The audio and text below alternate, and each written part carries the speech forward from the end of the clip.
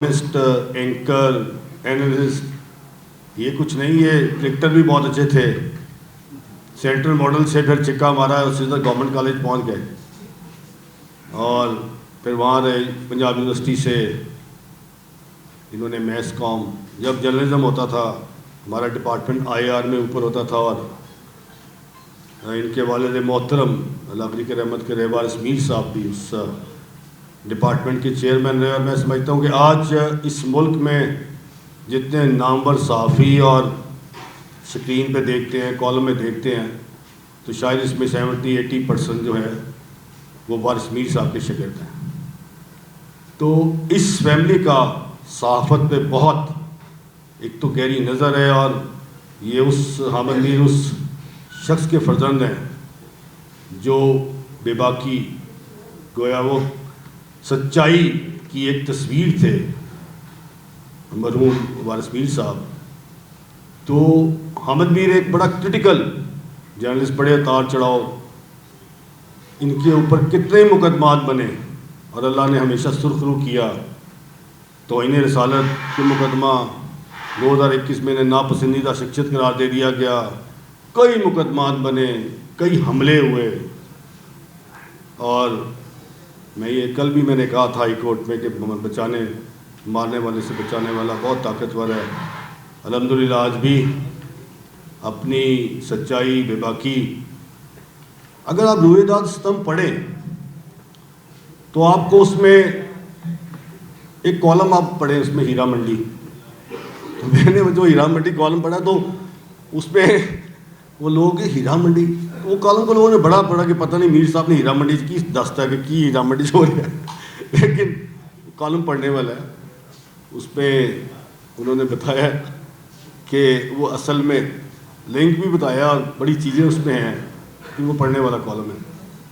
اسی طرح اس میں ان کے جو کالمز ہیں، اگر آپ یہ روئے داد ستم خرید لیں یا لے لیں تو فہد بھی یہاں بیٹھے ہیں، پبلشر ہیں. تو میں سمجھتا ہوں کہ ان کی اس بک کے بعد آپ کو اتنی انفارمیشن ملے گی ان کالم میں.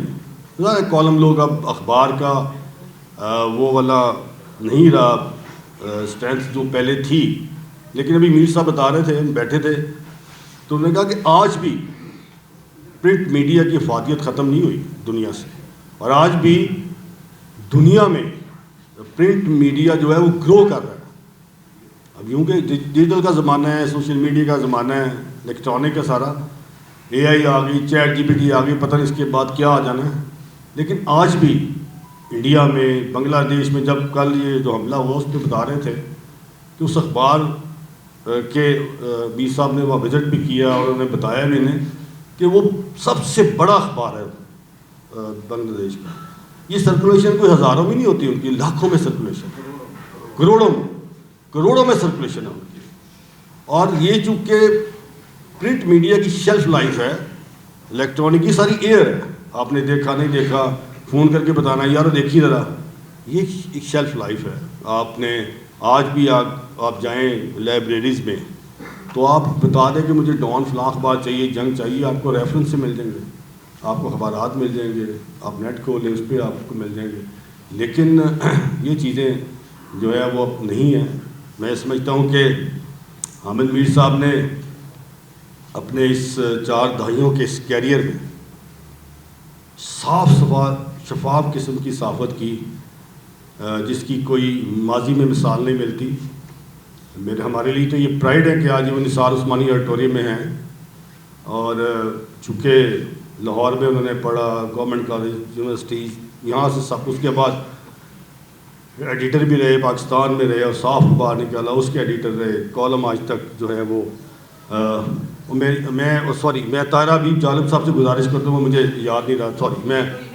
میں آپ کو، میں بہت معذرت کے ساتھ، میری تو مہمان ہے آپ، میں بھول گیا، مجھے آپ معذرت دے دو، اوپر آ جائیں. نہیں، میں نے آپ، چونکہ یہ جو بک ہے یہ جو بک ہے یہ طاہرہ، طاہرہ یہ جو بک ہے آپ کا، اس کے جو اشعار ہیں حامد میر نے یہ بک ہی حبیب جالب صاحب کے اشعار سے شروع کی، اور یہ بک بھی ان کے نام کی. تو انقلابی شاعر تھے، میں سمجھتا ہوں کہ آج طاہرہ جو ہے یہ ان کی جو صاحبزادی ہیں، میں ان کا بہت مشکور ہوں طاہرہ آپ کا، کہ چونکہ وہ اتنے بڑے، آپ کے تو والد صاحب اتنے بڑے آدمی تھے کہ میرا خیال ہے کہ حامد صاحب نے ان کے بارے میں لکھا کہ وہ نہ کبھی جھکے تھے، نہ ڈرے تھے، نہ بکے تھے، اور اپنی تحریروں سے انہوں نے یہ ثابت کیا کہ آپ اپنا کام کرتے چلیں، نہ بکیں، نہ جھکیں، نہ ڈریں۔ تو میں سمجھتا ہوں حامد میر صاحب نے یہ بک جب میں نے پڑھی تو انہوں نے سٹارٹ میں لکھا کہ یہ جو بک ہے میں نے یہ ان کے نام کی ہے۔ تو میں طاہرہ آپ کا بہت مشکور ہوں کہ آپ یہاں تشریف لائیں اور اس صحافی کی کتاب روئے داد ستم کے لیے کہ جو بک ہی آپ کے والد صاحب مرحوم کے نام انہوں نے جالب صاحب کے نام یہ کی، اور حامد صاحب جو ہیں وہ جالب صاحب کے مداح ہیں اور کبھی اپنے پروگرام میں ہمیشہ ذکر کرتے ہیں، جہاں جاتے ہیں ان کی بات بھی کرتے ہیں۔ تو آج چونکہ یہ روئے داد ستم کی ہم نے بک لانچنگ رکھ دی، کل ہائی کورٹ میں ہوا، تو میں سمجھتا ہوں کہ آپ کا آنا ہمارے باعث افتخار ہے، باعث مسرت ہے۔ تو میں باقاعدہ طور پہ آج اس پروگرام کا آغاز کرتا ہوں۔ مختصر رکھیے گا، چونکہ حامد صاحب نے بھی جانا ہے، میں بھی انہوں نے اسلام آباد جانا ہو تو ان کا موسم ہے۔ تو میں آج ابتدا میں فہد صاحب کو بلاتا ہوں جو روئے داد کے پبلشر ہیں، ان سے میں پوچھوں گا کہ آج یہ بتائیں کہ آپ نے بک چھاپ دی، کل احمد صاحب نے جب ذکر کیا تو چھاپ تو میں نے دی ہے، اب باقی گلا پبلشر دسے گا۔ سہیل وڑائے صاحب کو میں خوش آمدید کہتا ہوں لاہور پریس کلب کے نثار عثمانی آڈیٹوریم میں، ان کو دعوت دیتا ہوں کہ اسٹیج پہ آج خود ہی تو میں آج فہد صاحب کو دعوت دیتا ہوں۔ یہ روئے داد، حیرت یہ ہے کہ ان کی شکل بچپن سے ویسی تھی، آج بھی دیکھ کے ویسی ہے، تو یہ راز آپ سب کو پوچھنا چاہیے ان سے کہ چہرے پہ عمر کا، حکومت کا، انٹیلیجنس کا کسی بھی قسم کی کوئی اثرات ان کے چہرے پہ نہیں ہے، اطمینان ہمیشہ سے ہے، اور ہم وہ دیکھ کے خوش ہوتے ہیں کہ ایسا اطمینان ہمیں بھی نصیب ہو، اور مجھے وہ ڈراتے رہتے ہیں تو کتابیں میری چھاپ رہا ہے، باقی تجھے دوسرے لوگ نہ پوچھ لیں، تو ہم کہتے ہیں میر صاحب جدھر آپ ہوں گے ہم آپ کے ساتھ ہیں۔ اس کتاب کو شائع کرنے کا ارادہ یہ تھا کہ کچھ ایسی چیزیں جو پابندی کے دوران میر صاحب کی یہاں نہیں شائع ہوئی انہیں اس میں شامل کیا گیا خصوصی، اور آپ دیکھیں گے اس کالموں کے اندر کہ وہ چیزیں جو ہیں کتنی ضروری تھیں اس دور میں شائع ہونا، لیکن پابندی کی وجہ سے وہ یا نہ شائع ہو سکی، تو ہم نے اس کتاب کو شائع کیا۔ اس کتاب کے اندر ایک بہت بڑے صحافی کا ایک جملہ ہے کہ صحافت کا کام ہے ایک سچے صحافی کا کہ وہ طاقت کے مراکز پہ نظر رکھے۔ میرا خیال ہے اس تعریف پر حامد میر صاحب بالکل پورے اترتے ہیں کہ ہر دور میں وہ طاقت کا مرکز ہمیں بتاتے رہتے ہیں۔ ایسا نہیں ہوتا کہ وہ ہمیں گمراہ کریں کہ نہیں اس کے پیچھے تم نے پڑھنا، وہ کہتے ہیں اس کی کوئی ضرورت نہیں، وہ اصل جو بندہ بیٹھا ہوا ہے اس کی طرف توجہ کریں۔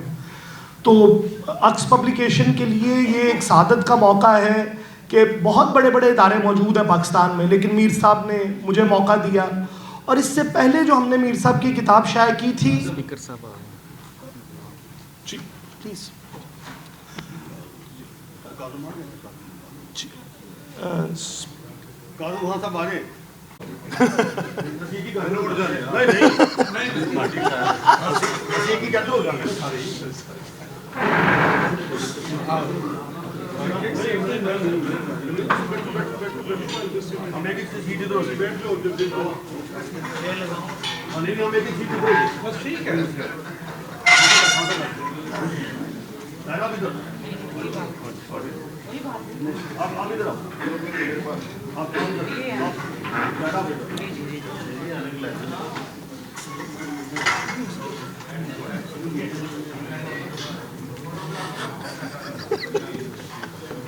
یہ اچھا جملہ کہ اڑ کے لوٹاؤ گے، دیکھ لیں میر صاحب نے اہم ہے کہ آپ کسے اٹھائیں گے۔ خیر بہرحال میں اس چیز کو صرف یہ، اب اسپیکر صاحب بھی تشریف لے ہیں تو میں چاہوں گا اسپیکر صاحب اسے ضرور کتاب کو پڑھیں اور کچھ ہمیں جمہوری حقوق دے دیں یا دلوا دیں کسی طریقے سے کہ ہم حامد میر صاحب کی کوئی بات نہیں ہے۔ میر صاحب مجھے بار بار کہتے ہیں دکان بند ہو جانی، تو بس میر صاحب پھر آپ میرے حق میں کیپٹل ٹاک کا پروگرام کریے گا کہ ایک نوجوان کو میری کتاب کی وجہ سے اٹھا لیا گیا تو میں جو ہوں صرف یہ کہوں گا کہ طاقت کے مراکز کا جو میر صاحب ہمیں کلیئرٹی رکھتے ہیں نا، یہ بہت ضروری ہے. اور مجھے خوشی ہے کہ یہ میری حوصلہ افزائی کرتے رہتے ہیں اور مجھے ہلکا ہلکا ڈراتے بھی رہتے ہیں کہ اگر اس کے ساتھ کوئی مسئلہ ہو تو اسے شوق نہ لگے، بتا سکیں کہ میں نے تجھے پہلے ہی کہا تھا. تو بہرحال بہت شکریہ اسپیکر صاحب، اسے ضرور آپ مطالعہ کیجیے گا.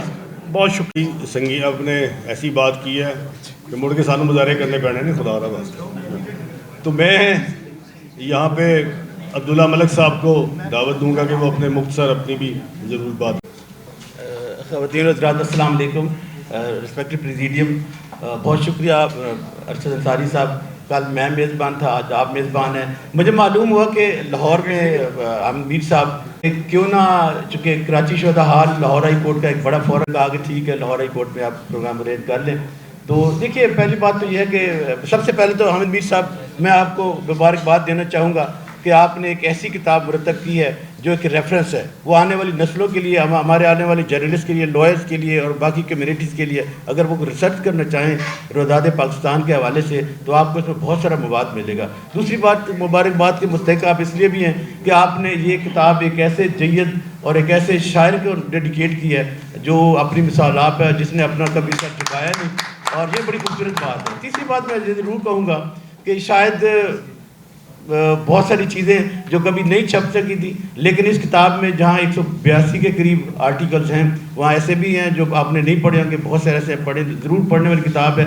چوتھی بات یقیناً میں یہ کہنا چاہوں گا حامد میر صاحب، یہ کتاب روداد ستم صرف حامد میر صاحب کی نہیں ہے، یہ روداد ستم نظریہ پاکستان کی ہے، یہ روداد ستم جناح کے پاکستان کی ہے، یہ روداد ستم علامہ اقبال کے خواب کی ہے، یہ روداد ستم اس جج کے انکار کی ہے جسٹس سمدانی صاحب کی، یہ روداد ستم اس شخص کی ہے جس نے اپنی بچی کی عزت بچانے کے لیے اسے کنویں میں پھینک دیا. یہ روداد ستم اس بیٹی کی ہے جس نے حامد میر سے کوشچن کیا کہ حامد میر صاحب آخر بالآخر اقبال کو نوبل پرائز کیوں نہ مل سکا. یہ روداد ستم اس وکیل کی ہے جو اپنا انصاف حاصل نہ کر سکا. یہ روداد ستم اس وزیر اعظم کی ہے جسے انصاف نہ مل سکا. یہ روداد ستم ان وزراء کی ہے، ان وزیر اعلیٰ کی ہے، یہ اس سماج کی ہے جسے انصاف نہ مل سکا. یہ روداد ستم ہر اس شخص کی ہے جو سوچتا ہے. یہ روداد ستم ہر اس آزادی اظہار کو ماننے والے کے لیے،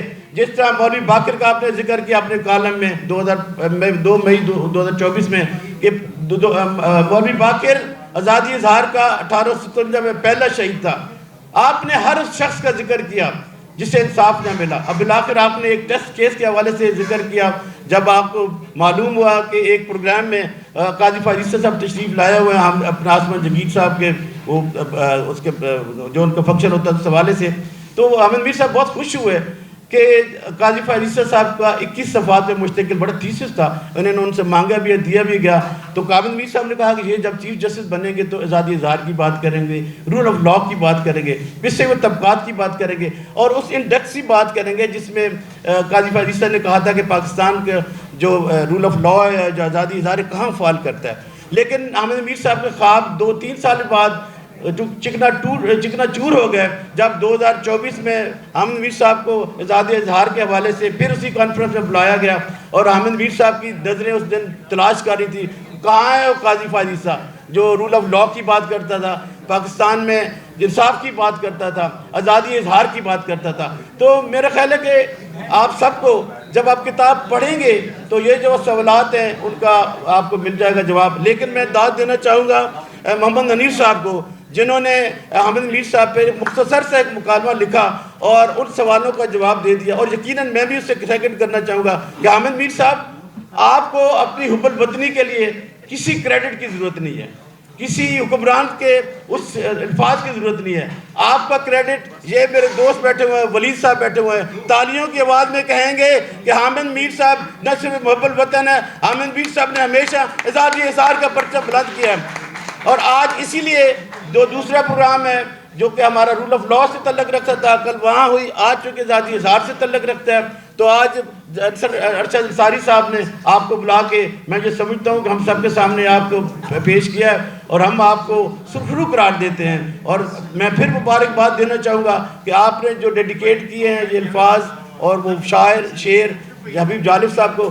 آپ کی روداد ستم کو واقعی حبیب جالب صاحب ہی بیان کر سکتے تھے, شاید ہمارے پاس الفاظ نہیں. میں آپ کو بھرپور آپ کو مبارکباد دیتا ہوں, اور میں آنے والوں کے لیے یقیناً یہ کہوں گا کہ اس کتاب کو ضرور پڑھیے گا. Thank you. وہ بیمار تھے, لیکن جب انہیں پیغام دیا کہ حامد میر کی کتاب ہے تو انہوں نے کہا کہ اس کے باوجود اور پریس کلب میں, اور میں دعوت دیتا ہوں طاہرہ حبیب جو حبیب جالب صاحب کی. محترم حاضرین محفل, السلام علیکم.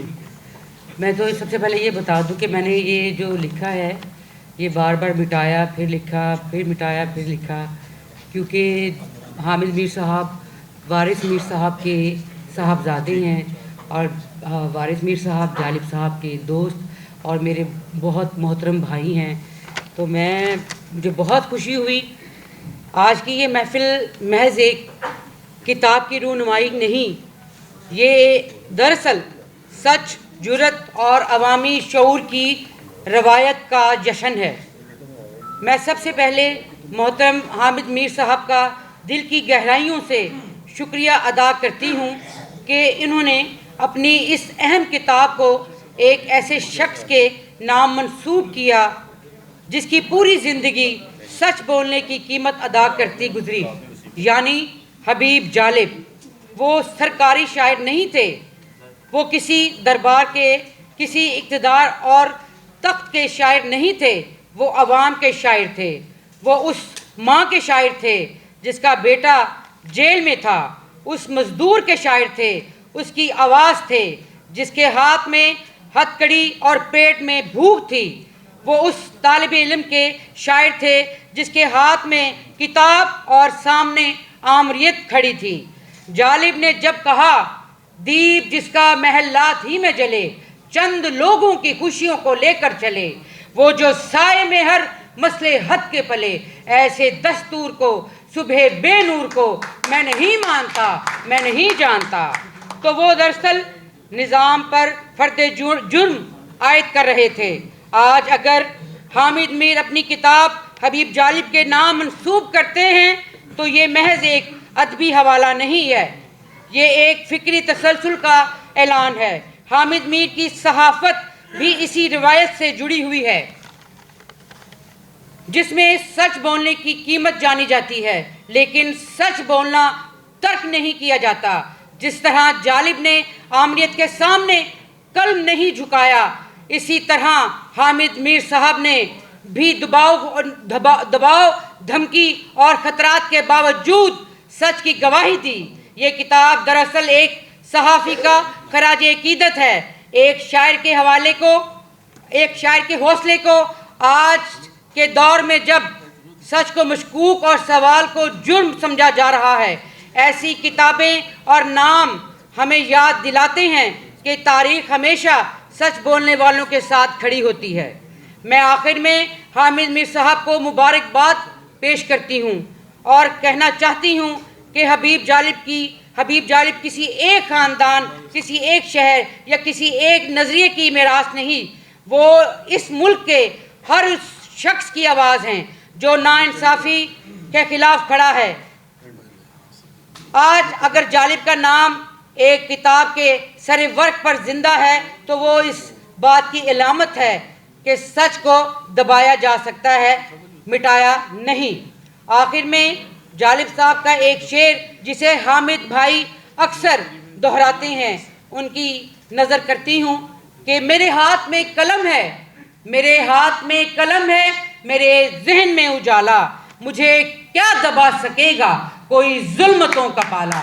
مجھے فکر امن عالم, تجھے اپنی ذات کا غم, میں طلوع ہو رہا ہوں تو غروب ہونے والا.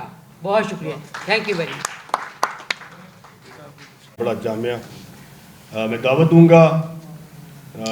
یہ جو سٹیج پہ آپ دیکھ رہے ہیں, رئیس انصاری صاحب, افتخار صاحب, سہیل بڑیچ صاحب, حامد میر صاحب, یہ چاروں ہی کٹھے لوگوں نے کام کیا, اور میں بھی اس کام میں تھا, لیکن چاروں میرے استاد ہیں اور ان سے بڑا سیکھا. تو میں دعوت دوں گا افتخار احمد صاحب کو کہ وہ آئیں سٹیج پہ. اور 1980 میں جب یہ میرے پاس آیا تھا تو he was too young for this project. مجھے اس پہ اس بات کا فخر ہے کہ اس نے جس فیلڈ میں یہ گیا، 80 تھے ہم سامنے ہیں نہیں 80 میں 98 میں وہ جناب بھی نہیں کر رہے، جناب تو بہت بڈھے نے، تاری کہانی سنائی تو کام ہی نہیں مکنا، آج چھڑ دی اور گل میں تو مجھے اس بات پہ خوشی ہے کہ اس نوجوان نے اپنے آپ کو اس قابل کیا کہ آج ہم اس کی دعوت پر اس ہال میں موجود ہیں۔ میں نے حامد سے کہا تھا کہ حامد جو تیری کتاب ہے تو ایسا سچ لکھتا ہے جو کڑوا ہے اور ہر سوسائٹی میں قابل قبول نہیں ہوتا، خاص طور پہ اس سوسائٹی میں جہاں میں اور تو رہتے ہیں۔ بہت اچھی کتاب ہے اور وہ لوگ خاص طور پہ پڑھیں جو اس پہ تجزیہ کرنا چاہتے ہیں، اس پہ تھیسس لکھنا چاہتے ہیں۔ میں اس کتاب کے صرف ایک مضمون کے حوالے سے بات کروں گا، وہ مضمون اس نے مقبول بٹ کے حوالے سے لکھا ہے۔ مقبول بٹ کے ساتھ میرا اپنا واسطہ بھی رہا، میرا اپنا تعلق بھی رہا۔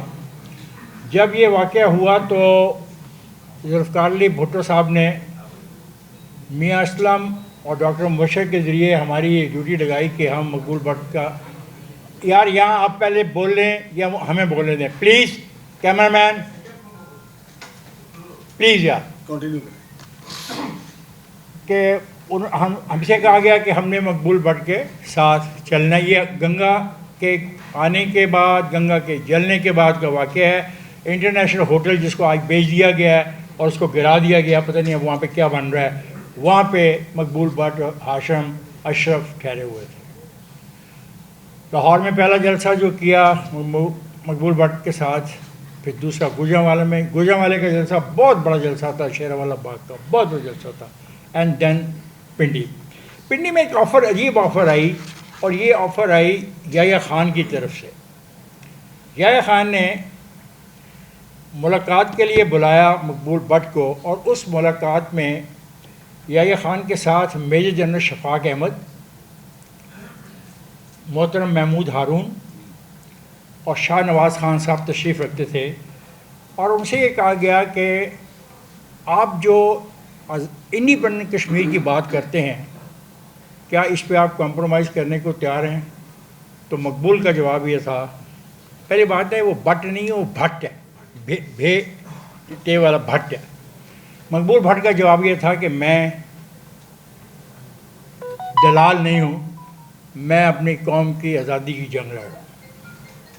تو اس کے بارے میں جو اس دوست نے کتاب میں لکھا ہے، اور بہت اچھا کام کیا ہے، کیونکہ کوئی نہیں جانتا کہ یہ واقعہ کیا ہے اور مقبول بٹ کون ہے، خاص طور پہ ہماری نئی نسل تو بالکل نہیں جانتی۔ تو میں نے صرف اس کی کتاب میں سے، اگرچہ یہ چاہتا یہ ہے کہ اس کی کتاب میں جو جنرل فیض کے بارے میں لکھا گیا ہے وہ کالم بھی پڑھا جائے، لیکن وہ کالم میں آپ پر چھوڑتا ہوں کہ آپ وہ پڑھیں۔ وہ ویسے جنرل فیض کا جو سیکرٹ ہے وہ پیج نمبر 163 پہ لکھا ہوا ہے، آپ وہ پڑھیے گا، وہ اچھی چیز ہے۔ لیکن میں اپنے آپ کو محدود رکھوں گا جموں کشمیر کے حوالے سے۔ پیج نمبر 282 پہ اس نے مقبول بٹ ناقابل شکست کیوں، دس is a very important thing. یہ میں اس لیے آج پڑھنا چاہ رہا ہوں کہ آج کی تاریخ میں یہ بہت امپورٹنٹ ہے، خاص طور پہ۔ اچھا ایک بات میں اور کہنا چاہتا ہوں، جو حامد ہے، حامد اپنے پروگرام کی تیاری بہت محنت سے کرتا ہے۔ یہ ہم صحافیوں میں سے چند ایک صحافیوں میں سے ایک ہے جو اپنے پروگرام کی تیاری کرنے سے پہلے نوٹس لکھتا ہے، نوٹس کو کاغذ پہ لکھتا ہے اور پھر پروگرام میں جاتا ہے۔ اس کتاب میں بھی اس نے اپنے جو کالم ریفر کیے ہیں، کم از کم 32 کے قریب مختلف کتابوں کے ریفرنسز ہیں جو اس نے پڑھی ہے۔ اگر ایک کالم اس نے لکھا ہے تو اس نے 3 کتابیں پڑھی ہیں، ان کا یہ ریفرنس بھی اس نے اس کالم میں لکھا ہے۔ تو یہ روایت ہمارے ماشاءاللہ صحافیوں میں اب ختم ہو گئی ہے کہ کوئی ریسرچ کریں، کوئی پڑھ لیں یا اس کا کوئی ریفرنس دے دیں۔ تو یہ مجھے اجازت دیجیے اور مجھے برداشت کیجیے تھوڑی دیر کے لیے کہ یہ اس میں مزہ نہیں آئے گا، اس میں کوئی نعرے شعرے نہیں لگیں گے، اور نہ ہی اس میں میں آپ کو بغاوت کو اکساؤں گا۔ وہ کام اس کا ہے، یہ کرتا رہے گا جب تک یہ زندہ ہے۔ یہ مقبول بٹ کے بارے میں اس نے جو لفظ لکھے ہیں وہ لفظ سنیے گا۔ تہاڑ جیل کے سابق جیلر، اب دیکھیں پھر میں نے جیسے کہا کہ یہ پڑھا لکھا صحافی ہے، یہ پڑھتا ہے، کتابیں پڑھتا ہے، اور اس کتابوں میں سے ان چیزوں کو ڈھونڈتا ہے جو آپ تک پہنچانی چاہیے۔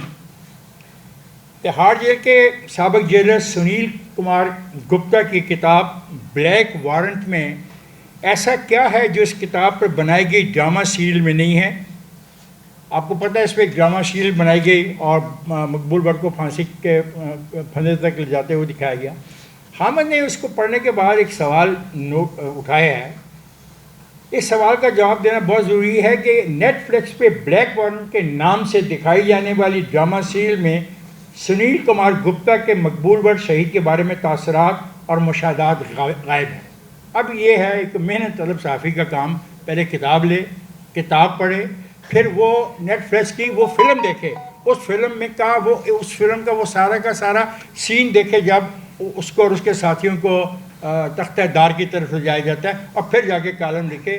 اس کو کہتے ہیں کالم نویسی۔ آگے جا کے جو اس نے لکھا ہے، پھر میں یہ کہوں گا اگر نیٹ فلکس پہ مقبول بٹ کو وہ فیض کا شعر گنگناتے دکھا دیا جاتا جو اس نے کہا، جس دھس سے کوئی مقتل میں گیا وہ شان سلامت رہتی ہے، یہ جان تو آنی جانی ہے، اس جان کی تو کوئی بات نہیں۔ اب اس کا یہ پوائنٹ جو ہے بڑا ویلڈ پوائنٹ ہے کہ جب آپ نے فلم بنائی اور اس کو لے جاتے ہوئے دکھایا، اور لکھنے والا جو ہے وہ سنیل کمار گپتا ہے، وہ تہاڑ جیل کا جو ہے سپرنٹ ہے۔ اگر نیٹ فلکس پہ مقبول بٹ کو یہ گنگناتے دکھایا جاتا، اب اگلے لائنز بڑی امپورٹنٹ ہے، اس میں اس کا انقلاب، اس کی بغاوت، خواہ وہ اس معاشرے سے ہے، اس سوسائٹی سے ہے یا کسی سے ہے، اس کا اظہار کیسے ہوتا ہے۔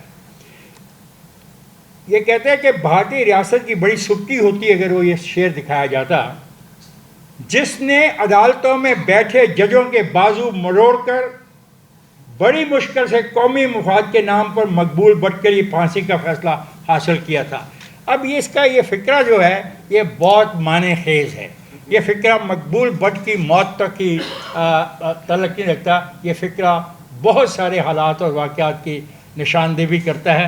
اس کو آپ اپنی مرضی کے تحت آج کے لیے طے کر لیں یا آج سے پچھلے 4 سال پہلے کے ججز کے بارے میں کر لیں، میں ججمنٹ نہیں دے رہا، یہ اس کا لکھا ہوا ہے، ہی از دا بیٹر جج۔ آگے ہی جا کے لکھتا ہے، لیکن گپتا کی یہ کتاب بتاتی ہے اور آج بھی کتاب کی اہمیت کامل ہے۔ اب اگلا فکرہ سنیں۔ نام نہاد جمہوری حکومتیں ٹی وی کی سکرین کو کنٹرول کر سکتی ہیں، سوشل میڈیا پر پابندی لگا سکتی ہیں۔ کیسا لکھتا ہے؟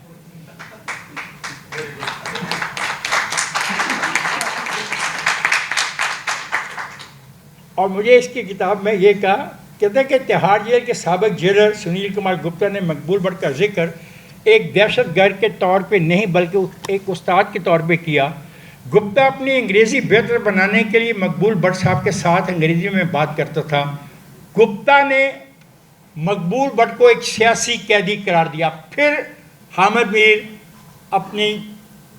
اپنے تیکھے پن کو، اپنے قلم کی جو قلم میں اس کا خاص ایک کاٹ، یہ کیا فکر ہے یار، بہت جو کاٹ ہے اس کو یہاں پہ استعمال کرتا ہے مقبول بٹ پہ کالم لکھتے ہوئے، اور کہتا ہے کہ گپتا نے مقبول بٹ کو ایک سیاسی قیدی قرار دیا۔ آگے لکھتا ہے، گپتا نے لکھا ہے کہ جن لوگوں نے بھارتی سفارتکار مہاترے کو برطانیہ میں قتل کیا، ان کا مقبول بٹ کے ساتھ کوئی تعلق ثابت نہ ہو سکتا۔ یہ بڑی امپورٹنٹ چیز ہے، آپ لوگوں کو شاید پتہ نہیں، مقبول بٹ کے خلاف جو ٹرائل ہوا وہ ایک لمبا ٹرائل تھا، کئی سال تک وہ ٹرائل چلتا رہا، لیکن برطانیہ میں ایک آدمی کو مارا گیا اور اس کی موت کے چند دن کے بعد اس کو سزائے موت دے دی گئی with in a few Times بالکل۔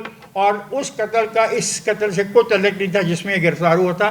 اس پہ یہ الزام تھا کہ اس نے ایک سپاہی کو مارا، پھر بھاگ کے پاکستان چلا گیا، اور واپس جب یہ پاکستان میں آیا تھا مقبول 1968 میں، اور پھر 1976 میں یہ واپس چلا گیا تھا۔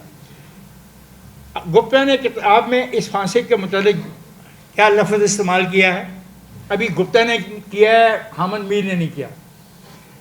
گپتا نے کتاب میں اس پھانسی کے متعلق جوڈیشل مرڈر کا لفظ استعمال کیا ہے، اور جوڈیشل مرڈر کے بارے میں اب آپ کو سپریم کورٹ کے پچھلے ایک فیصلے سے بخوبی آگاہی ہوگی کہ جوڈیشل مرڈر کیا ہوتا ہے۔ اب اس جوڈیشل مرڈر کے لفظ کو پڑھیں اس کے ساتھ کہ جس نے عدالتوں میں بیٹھے ججوں کے بازو مروڑ کر بڑی مشکل سے قومی مفاد کے نام پر مقبول بٹ کے لیے پھانسی کا فیصلہ حاصل کیا تھا. تو یہ دونوں فکرے جو ہیں ایک دوسرے سے ریلیٹ ہیں, ایک دوسرے سے لنک اپ ہوتے ہیں. یہ ہے حامد میر ایسے کالم لکھنے کا عادی, اس کو کچھ نہ کہا جائے. بٹ صاحب نے انگریزی میں اپنا آخری پیغام لکھوایا, دس از ویری امپورٹنٹ. بہت سے مقبول بٹ آئیں گے اور چلے جائیں گے, لیکن کشمیر کی جدوجہد آزادی جاری رہے گی. جب بھٹ صاحب کو پھانسی دی گئی, this is a very important thing which I would like to share with you. شرم آتی ہے مجھے اس بات کا اظہار کرتے ہوئے اور جو اس نے لکھا اس کو آپ سے شیئر کرتے ہوئے. You know when Maqbool Bhat کو پھانسی دی گئی وہ پاکستانی پاسپورٹ پہ تھا, اس کے لیے کوئی ایسی جدوجہد نہیں کی گئی جو یہ بندہ پاکستان میں بیٹھے ہوئے ایسے قیدیوں کے لیے کرتا ہے. افسوس کی بات ہے کہ اس ملک کے اندر بہت بہت بڑے نام کے صحافی ہیں, لیکن کسی نے اس بات کا نوٹس نہیں لیا کہ اس آدمی کو پھانسی دی جا رہی ہے جو پاکستانی تھا. یہ اس نے لکھا کہ جب بھٹ صاحب کو پھانسی دی گئی تو وہ پاکستانی پاسپورٹ ہولڈر تھے. پاکستان کے فوجی ڈکٹیٹر جنرل ضیاء الحق نے مقبول بٹ کی پھانسی کو رکوانے کے لیے کوئی قابل ذکر سفارتی کوشش نہیں کی. یہ ہے ہمارا رول. اور اب میں کالم کا آخری حصہ. ستم ظریفی دیکھیے کہ بھارتی حکومت نے مقبول بٹ کو پھانسی کے بعد بھی تہاڑ جیل میں قید کر رکھا ہے. بڑے معنی خیز لفظ ہے. آپ کو پتہ ہے کہ he was buried in the Tihar jail. اس کی ڈیڈ باڈی اس کے روایقین کو نہیں دی گئی تھی. اگلا اب فکرہ سنیے گا ذرا. اب اسی جیل میں مقبول بٹ کا ایک پیروکار یاسین ملک بھی قید ہے اور بٹ صاحب کی طرح پھانسی کے پھندے کو چومنے کے لیے تیار ہے. دوسری طرف پاکستان میں بٹ صاحب کی لکھی کتاب سری نگر جیل سے فرار کی کہانی اور ان کے خطوط پر مشتمل کتاب, اب دیکھیں تیسری کتاب کا تذکرہ کر رہا ہے ایک کالم میں کہ خطوط پر مشتمل کتاب شعور فردہ پر پابندی ہے. پہلے بھی گزارش کی تھی اور دوبارہ گزارش کر رہا ہوں کہ جو لوگ موت سے نہیں ڈرتے ان سے کوئی بھی ریاست نہیں جیت سکتی. مقبول بٹ کشمیر کی تحریک آزادی کی علامت ہے.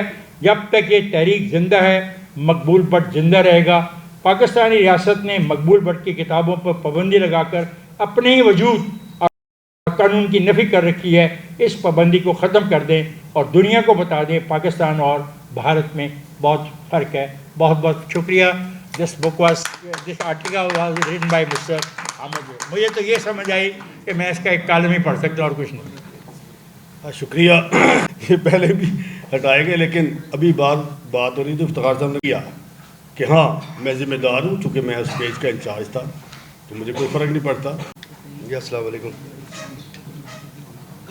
سب سے پہلی بات تو یہ کہ ہم حامد میر کو خوش آمدید کہتے ہیں یہاں پر, اور افتخار صاحب بیٹھے ہیں, سہیل صاحب ہیں, میں حامد میر, ہم نے تقریباً 37 سال اکٹھے کام کیا. اور حامد میر صاحب ہم گورنمنٹ کالج میں بھی تھے, لیکن میرے چھوٹے بھائی بیٹھے ہیں افتخار صاحب, کیونکہ 1980 میں ارشد آیا تھا, میں اس وقت فرسٹ ایئر میں تھا. تو میں اس وقت فرسٹ ایئر میں تھا. 12 جب میرے سے چھوٹے ہو گئے ہیں افتخار صاحب.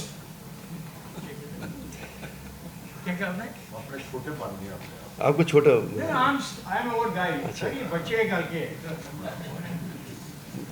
بات یہ کہ حامد میر صاحب کے ساتھ ہم نے اکٹھے کام کیا, اور حامد میر کی ایک شروع سے ایک خاصیت رہی, وہ ایک بے لوث نڈر باپ کے بیٹے تھے اور خود بھی جرنلزم میں بہادری کے ساتھ اور ہمت کے ساتھ ہمیشہ انہوں نے جو جرنلزم کی ہے, میں کہہ سکتا ہوں کہ انہوں نے, ہم جو جرنلزم کرتے ہیں ہم اس میں مزاحمت کرتے ہیں. یہ جرنلزم کا دوسرا نام یہ ہے کہ مزاحمت کرنی پڑتی ہے ہمیں, کیونکہ جو لوگ ہوتے ہیں جب ان کو سچائی بتائی جائے تو وہ ہمیں مزاحمت اس پہ کرنی پڑتی ہے.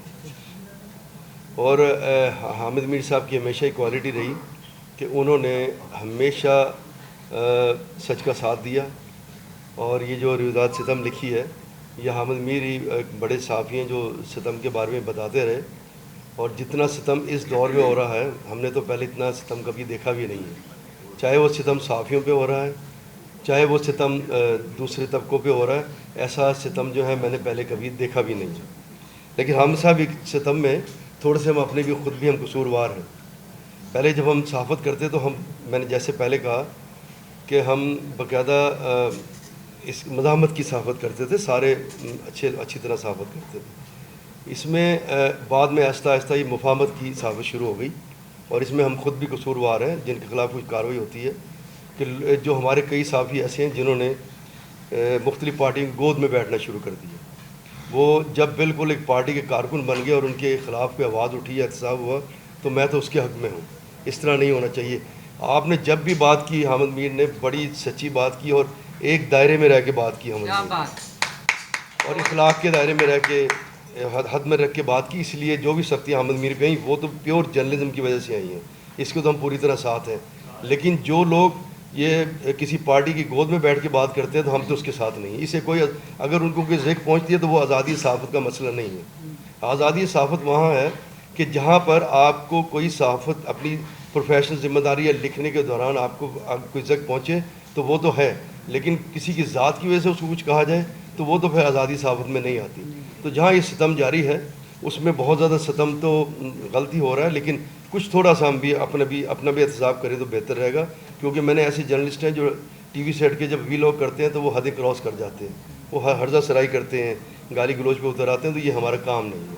اگر ہم تنقید حامد میر کی طرح کریں نا, سختی ہوتی ہے, ان کی بھی بیچاروں کی بھی 2 گولیاں جسم میں ہیں, انہوں نے بہت لکھا, تو اس لیے ہمیں اپنا بھی احتساب کرنے کی ضرورت ہے. تو جس طرح سوشل میڈیا پہ بے لگام ہو جاتے ہیں, تو اب ٹی وی پہ تو بہت سینسر ہو گئی ہے کیونکہ پروگرام بہت ہی کم لائیو ہوتے ہیں, اس کو بولنے میں وہاں بھی اجازت نہیں ہے. تو یہ بس آخر میں یہ کہوں گا کہ حامد میر جیسا نڈر کوئی جو جرنلسٹ ہیں ایسا میں نے نہیں دیکھا. اللہ تعالیٰ ان کو توفیق دے. ہم تو ساتھ ساتھ چلتے ہی رہتے ہیں ان کے, اور باقی جو ہے یہ ستم جو جاری ہے, امید ہے کہ حامد میر اس کو عیاں کرتا رہے گا اور یہ بتاتا رہے گا. بہت شکریہ. بالکل ابھی 10% ایک ریکارڈ کمی آئی, 10% نیچے گیا پچھلے 10. تو یہ ماشاءاللہ 78 سال میں پاکستان آزاد کیسے حامد میر کس ہمت سے بول اور لکھ رہا ہے, یہ اسی کی ہمت ہے. اور اگر یہ کل کی رپورٹ دیکھیں تو 10% ریکارڈ کہ پاکستان میں کس طرح صحافت وینٹیلیٹر پہ لگی ہوئی ہے. تو میں دعوت دیتا ہوں کسی بھی تعارف کے محتاج نہیں, سہیل ولیج صاحب. ایک گواہی دینے آیا ہوں, اور گواہی یہ دینے آیا ہوں کہ مجھے وہ دن بھی اچھی طرح یاد ہے کہ جس دن حامد میر نے صحافت جوائن کی تھی, اور وہ دن بھی یاد ہے کہ جس دن حامد میر کو گولیاں لگی تھیں, اور وہ دن بھی یاد ہے, اور وٹنس ہوں میں ان کا, کہ کس طرح مشکلات میں اس نے لکھنے کا راستہ اپنایا. ہم تو شاید انگلیاں کٹا کر شہید ہونے والوں میں شامل ہیں, وہ خون دے کے غازی بنا ہے, اور یہ اسی کو یہ اعزاز حاصل ہے پاکستان کی پوری تاریخ میں کہ اس کو ٹارگٹ کر کے, نشانہ بنا کے, پہلے بتا کے گولیاں ماری گئیں. اور حامد میر کے کردار, حامد میر کی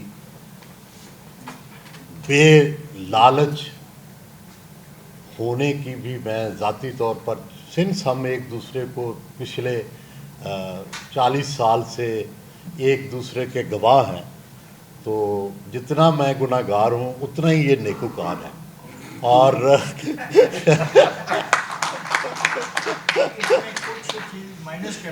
اچھا آپ ذرا خاموش رہیں, آپ کے بھی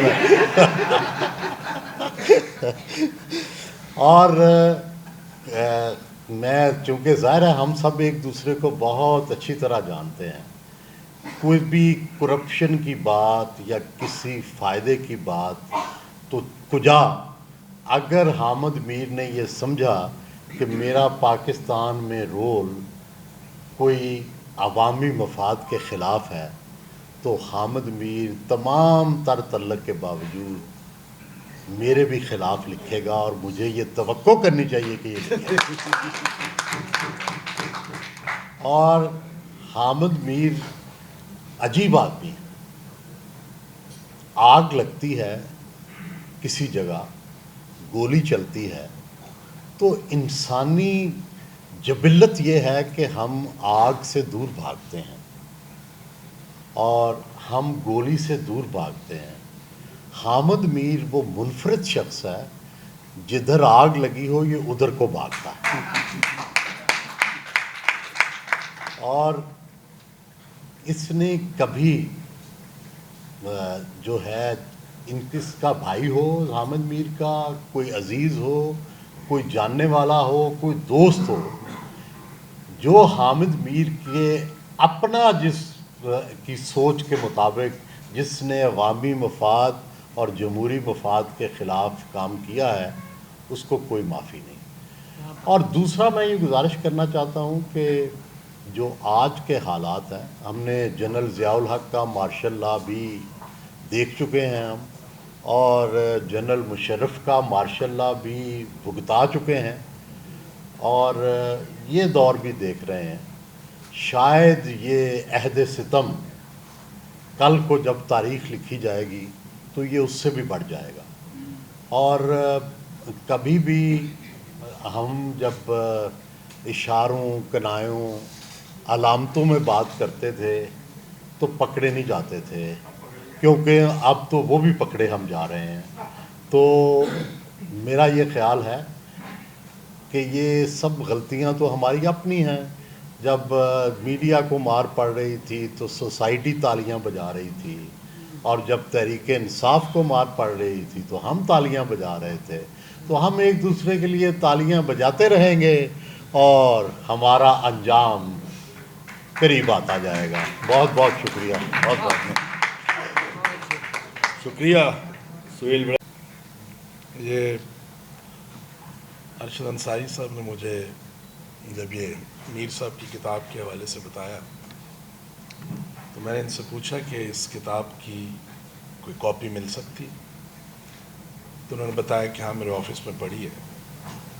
میری میر صاحب سے بات ہوئی تو انہوں نے کہا کہ ارشد کے پاس کاپی پڑی ہوئی ہے، اگر وہاں سے نہ ہو سکے تو پھر آپ مجھے بتائیے گا، میں اپنے پبلشر سے کہوں گا وہ آپ کو دے دیں گے. بہرحال کتاب آ گئی میرے سامنے. اب میں سوچ یہ رہا تھا کہ اس کتاب کو دیکھوں یا اس کتاب کو پڑھوں. اگر اس کتاب کا میں نے جب ٹائٹل دیکھا تو مجھے اس ٹائٹل پہ ٹینک نظر آئے، اس ٹائٹل پہ فوجی نظر آئے، اس ٹائٹل پہ عمارتیں نظر آئیں، اس ٹائٹل پہ خاتون نظر آئی، تو پہلے میں سمجھا شاید یہ غازہ کے حوالے سے ہے یہ کتاب، کیونکہ حامد میر صاحب کا ایشو یہی ہے کہ وہ جہاں ظلم ہوتا ہے وہاں پہنچ جاتا ہے. پھر میں نے یہ ڈھونڈنا شروع کیا یہ روداد ستم ہے کیا، یہ حامد صاحب روداد ستم کیا کس کو رہے. تو حامد صاحب اس سے پہلے ایک کتاب لکھ چکے تھے، اس کا نام تھا سچ بولنا منع ہے، اور یہ دور تھا محترم عمران خان صاحب. اور اب جب شہباز شریف کا دور آیا تو حامد میر صاحب نے سچ بولنا منع ہے، اگر آپ اس کا بھی ٹائٹل دیکھیں تو آپ کو کتاب پڑھنے کی ضرورت محسوس نہیں ہوگی، وہ آپ نیٹ سے دیکھ سکتے ہیں. اگر میں اسے ایکسپلین کروں گا تو ممکن ہے یہاں مقدمات کی بھرمار ہوتی ہے تو سننے والوں پر بھی مقدمہ ہو سکتا ہے. پھر انہوں نے لکھی روداد ستم. یہ بیسیکلی میر صاحب کے کالمز کا مجموعہ ہے، وہ کالمز جو انہوں نے مختلف اوقات میں لکھے اور لکھنے کے بعد بہت کچھ وہ سہا جو شاید ایک اچھا اور سچا صحافی سہتا ہے. میں اس کتاب کو ویسے ہی کھول رہا تھا تو میرے سامنے ایک کالم آیا جس کا عنوان تھا جعلی خواجہ سرا. میں اس کالم کی اوپر کی 4 لائنیں پڑھی تو مجھے سمجھ لگی کہ ایک پولیٹیکل پارٹی کا جو ترجمان ہے اس کے اوپر کچھ خواجہ سراؤں نے حملہ کیا. تو یہ ولید کو یاد ہے جس دن یہ وقوع ہوا میں نے اسے ہنستے ہوئے کہا تھا کہ حملہ آور ہوتے ہی خواجہ سرا ہے. تو حامد میر صاحب کی صحافت کے حوالے سے کیا کہوں. میں تو کل کہا کہ حامد میر ان لوگوں کا نوحہ لکھ رہا ہے جن کی لاشوں پہ رودالیاں بھی بین نہیں کرتی.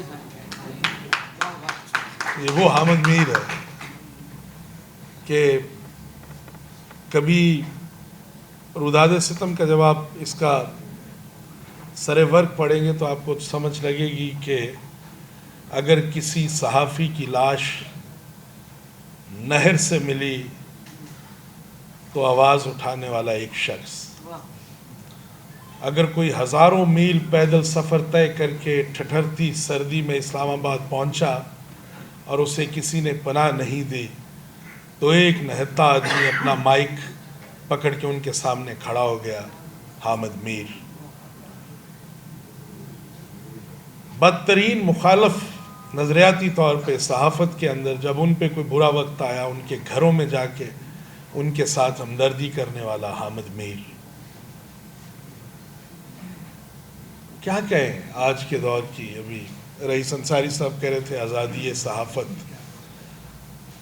میں اس آزادی صحافت جو آج کل ہو رہی ہے مجھے میر صاحب اپنی ایک ہائیکو یاد آ گئی 3 مصروں کی. ایک طوائف نے مسکراتے ہوئے، یہ ہائیکو کی بندش ہے کہ یہ کیونکہ 3 مصروں پہ ہوتی ہے کوئی صوتی اعتبار سے 17 لفظ ہوتے ہیں، آپ نے اس سے باہر نہیں جانا ہوتا. تو یہ ہائیکو ہے کہ ایک طوائف نے مسکراتے ہوئے میرے ہاتھوں سے لے کے میرا قلم اپنے گھنگرو اتار پھینکے تھے. یہ ہمارے ہاں آزادی صحافت کی یہ صورتحال. ابھی ریسنٹلی پاکستان کے ایک معروف انگریزی اخبار کے اشتہارات جو ہیں اس کے تو اخبار کے تو بند تھے ہی تھے، ان کے ریڈیو اور ان کے ٹیلی ویژن کے اشتہار بھی بند کر دیے. حامد میر نے روداد ستم لکھی بلوچستان کی. حامد میر نے روداد ستم لکھی ایک بلوچ بچی کی. حامد میر نے روداد ستم لکھی سلیم شہزاد کی. حامد میر نے روداد ستم لکھی بے تحاشا ان لوگوں کی جو ظلم اور جبر کا شکار ہوئے. لیکن مجھے یقین ہے کہ سچ بولنا منع ہے. روداد ستم کے بعد ایک وقت آئے گا جب حامد میر کو ایک دفعہ پھر روداد رحم لکھنا پڑے گی، اور اس رحم کے متلاشی وہ لوگ ہوں گے جو آج ستم کر رہے ہیں. اس رحم کے طلبگار وہ لوگ ہوں گے جو طاقت کی زبان جانتے ہیں، جن کے لہجے رعونت سے بھرے ہوئے ہیں، جن کے پاس اور کوئی کسی قسم کی ان کو کسی کی مجبوری نہیں ہے. وہ صرف ایک ہی زبان میں بات کرتے ہیں اور وہ ہے طاقت کی زبان. تو حامد میر اللہ تعالیٰ آپ کو زندگی دے. ابھی آزادی صحافت پہ اسلام آباد میں CPNE کا ایک فورم تھا، اس میں بھی حامد صاحب آئے، نجم سیٹھی، ہم سارے لوگ اکٹھے ہوئے. حامد نے جس طرح محترم افتخار صاحب فرما رہے تھے کہ ایک پڑھا لکھا صحافی ہے جو ریسرچ تحقیق کے بعد اپنی گفتگو اور اپنی بات کرتا. اللہ تعالیٰ آپ کو ہمت دے، استقامت دے. نوکریوں سے بھی آپ نکالے بھی گئے، اور جس طرح کا آج کل آپ کا چال چلن ہے مجھے لگتا ہے پھر شاید یہ ایپیسوڈ دوبارہ بھی ہو سکتا ہے. چال چلن ہی ہوتا ہے جی صحافت کے اندر. ہاں یہ کیونکہ ہم تو سارے ایمانداری سے بات بتائیں، ہم تو سارے ناراض نہ ہوئیے گا، ہم سارے صحافتی رودالی ہیں. ہمیں جمہوریت کی لاش پہ بلایا جاتا ہے کہ آ کے بینڈ ڈالو اور اس کے ہمیں پیسے دیے جاتے ہیں. ہم ظلم اور جبر کی قبر کو نہیں بولتے، ہم مظلوم کی قبر پہ جا کے تو بڑا ہنستے ہیں. لیکن ظالم کی قبر پہ ہم رودالیوں کو، صحافیوں کو بلایا جاتا ہے، آئیے شور کیجئے، اپنا حصہ لیجئے اور گھر کو جائیے. تو احمد میر صاحب یہ جانے سے پہلے بس آخری کتاب آپ کی نظر کہ میں قتل قلم خلق خدا دونوں کا مجرم، میں قتل قلم خلق خدا دونوں کا مجرم، اور شوق سے لکھتا ہوں وفادار صحافت، خوشنودی حاکم میری نس نس کا عقیدہ، خوشنودی حاکم میری نس نس کا عقیدہ، تمغات پہ کنداں ہے عزادار صحافت۔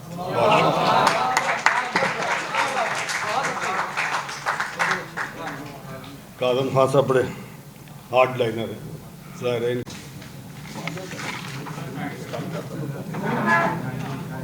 نحمدہ و نصلی علی رسولہ الکریم۔ بسم اللہ الرحمن الرحیم۔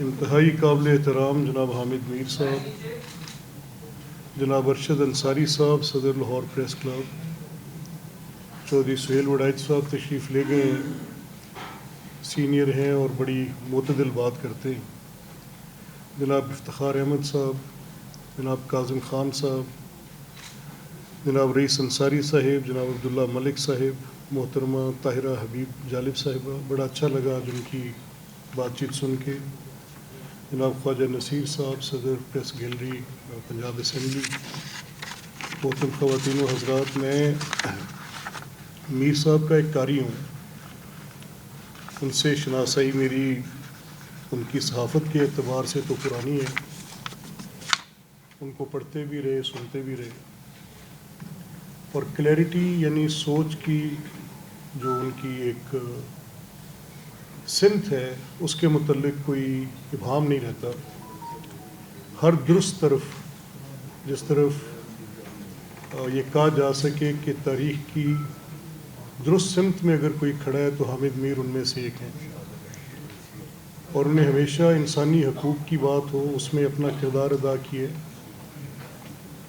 ریاستی امور میں بھی بڑی وضاحت کے ساتھ اور جمہوری اقدار کے لیے پارلیمانی طرز حکومت کے لیے بلا شبہ بڑی دو ٹوک بات کی ہے، ہمیشہ کی ہے۔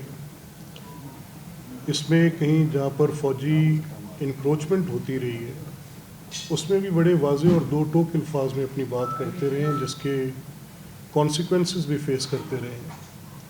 یہ جو بھی بات چیت ہوئی جس میں ان کے اوپر کیے گئے حملے اور ان کے اوپر جو گولیاں برسائی گئیں اور گاڑیوں میں بام رکھے گئے، وہ سب ہم نے دیکھے، ٹیلی ویژن سکرینز پر دیکھے، اخبارات میں پڑھے۔ پھر ان کی جو بڑی شاندار رپورٹنگ ایبیلٹی ہے جس میں انہوں نے اپنی جان کو خطرے میں ڈال کر بڑے مشکل محاذوں میں جا کے، چاہے افغانستان ہے، فلسطین ہے، انہوں نے اپنا آپ ثابت کیا بطور ایک بڑے صحافی کے، اور وہ صرف ایسے نہیں کیا کہ کسی ایک خاص فرد کے خلاف اپنی کوئی ایک بائس کریٹ کی ہو۔ ٹو مائی بیسٹ انڈرسٹینڈنگ جتنا میں نے ان کو دیکھا سمجھا، he has always been on the right side, اور یہ کوئی آسان کام نہیں ہے۔ میں نے ان کو دیکھا ہے ہر اس موضوع پر آواز اٹھاتے جو فرینکلی اسپیکنگ درست ہی ہوتا ہے۔ ہماری مسئلتیں ہو سکتی ہیں، ایز پولیٹیشین بھی ہے اور اون لمیٹیشنز کہیں نہ کہیں پہ بات کرنے کی، جو کہ غلط ہے، مجھے یہ کہتے ہوئے برا لگ رہا تھا، لیکن بدقسمتی سے حقیقت ایسے ہے۔ لیکن جو لمیٹیشنز جرنلزم میں آج کل آرڈر آف دا ڈے بنتی جا رہی ہیں، ان لمیٹیشنز کو حامد میر صاحب نے کبھی ان کی پرواہ نہیں کی۔ ہی ہیز اسپوکن ہمسیلف، بڑی کھل کے بات کی ہے، اور وہ کسی ایک مکتبہ ہائے فکر کے جھگڑے کی بات نہیں ہے۔ انہوں نے سویلین سپیس کم ہونے پر اس پر آواز اٹھائی ہے، انڈاؤٹیڈلی اٹھائی ہے کہ یہ سویلین سپیس کم ہوئی ہے، اور ہم نے دیکھا ہے کہ کم ہوئی ہے۔ انہوں نے ادارہ جاتی گراوٹ پہ آواز اٹھائی ہے، انہوں نے پارلیمنٹ کو بے توقیر اور اس کو مقتدر نہ ہونے کے جھگڑے پر آواز اٹھائی ہے، इन्होंने सुप्रीम कोर्ट के उस किरदार पर जिसमें सबको मोतरज़ होना चाहिए था उस पर भी आवाज़ उठाई है। इन्हीं कॉलम्स में भी कहीं जिक्र है इनका, और मैं इनका एक कारी हूँ, इस एतबार से मैं पढ़ता रहा हूँ कि हर वो चीज़ जिसमें नाइंसाफ़ी का शाइबा है उस पर हामिद मीर ने बड़ी ज़ोरदार आवाज़ उठाई है।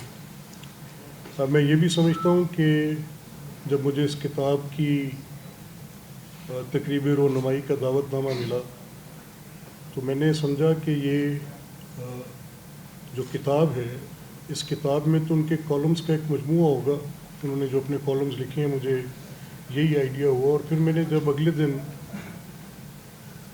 लाहौर हाई कोर्ट में इनकी बातचीत भी सुनी तो इससे भी मुझे अंदाज़ा हुआ कि हामिद मीर की जो रोदाद सितम है, मेरे से पहले सभी मुकर्रीन ने इस पर बात की है। ये रोदाद सितम किसकी है? ये रोदाद सितम मैं समझता हूँ कि हर उस इनफरादी सोच रखने वाले शख्स की जो कि जमहूर पे यकीन रखता है, जो कि रूल ऑफ लॉ पे यकीन रखता है, जो कि ह्यूमन राइट्स को प्रिजर्व करने की, फंडामेंटल राइट्स की सही करता है, हर उस शख्स की आवाज़ बनकर हामिद मीर ने ये आवाज़ उठाई। और ये रोदाद सितम बिला शुबा हम देख भी रहे हैं, अरसे से एक्सपीरियंस भी कर रहे हैं। मीर साहब, मैं कुछ चीज़ों का ऐनी शाहिद भी हूँ। मेरी आदत नहीं है कि मैं बहुत ज़्यादा बात करूँ। कुछ चीज़ें क्योंकि जिनको मैंने अपने सामने देखा तो मैंने आपके काम से कुछ लोगों को कुछ करने से गुरेज करते भी देखा, हुकूमती सतह पर भी देखा कि ये बात अगर सहाफ़त में गई या इसको रिपोर्ट कर दिया गया तो पब्लिक ओपिनियन मेकर्स कौन होंगे? इनमें एक हामिद मीर भी हैं।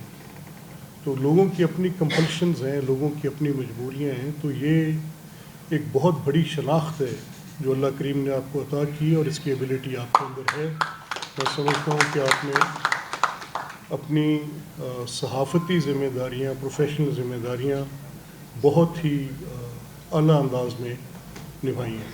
और मैं दुआ गो कि आप हमेशा की तरह मुस्तकबिल में भी हमेशा राइट साइड पर खड़े रहेंगे। अल्लाह ताला आपका हामी और नासिर हो। साहब, आपका बहुत ममनून हूँ कि आप यहाँ तशरीफ़ लाए। मैं यहाँ हमारी पंजाब असम्बली प्रेस गैलरी के सदर ख्वाजा नसीर साहब, सेक्रेटरी अब्बास नकवी साहब, फरजन जॉइंट सेक्रेटरी फरजन अली और तमाम सीनियर साथी यहाँ पर तशरीफ़ फरमाएँ। साबिर शाह साहब आपका मैं, अहमद वलीद साहब आपका मैं बेहद मशहूर हूँ। और भी तमाम यहाँ पे ज़ुल्फ़िकार मेहता साहब बैठे हैं, ज़हीर साहब हैं, मलिक यासीन साहब हैं, हमारे